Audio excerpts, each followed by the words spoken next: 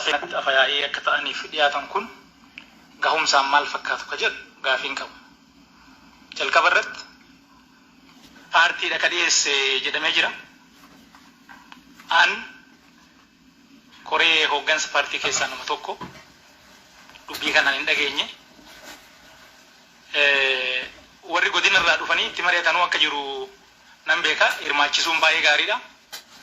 Akkamitti wanni kun eenyu faatu madaalee eenyu koreeni waan kana qorateen jedhu kuni anaaf gaafidha jechuudha. Deemsa irratti maal taaneet keessa hafne nuyi akkamitti quba qabaachuu baanne waan paartiin keenya dhiyeessu paartiin keenya akkamitti duubatti nu dhiise adda durummaadhaan paartii kana odoo qabsoofnu waajjira paartii keessatti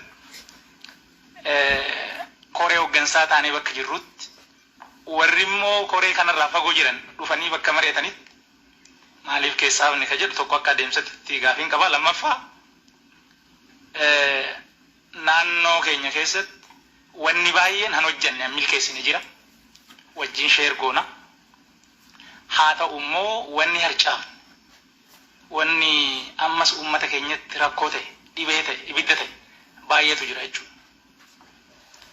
Maddi rakkoo kanaa akkaataan caffeen keenya itti gaafatamummaa qaama raawwachiiftu itti ilaalaa turetu rakkoodha jedhee nama jechuudha.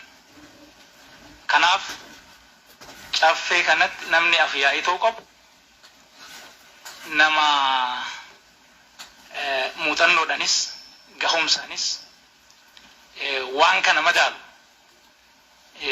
beekamu ta'uutu irra jira. Amma wanni an dhiyaaten kun kabajamtuu adde Sa'aadaanis kabajamaa obbo Eliyaas Ummataatis bakka jiranitti waan baay'ee akka hojjetan gatii baay'ee akka kaffalan nan beeka.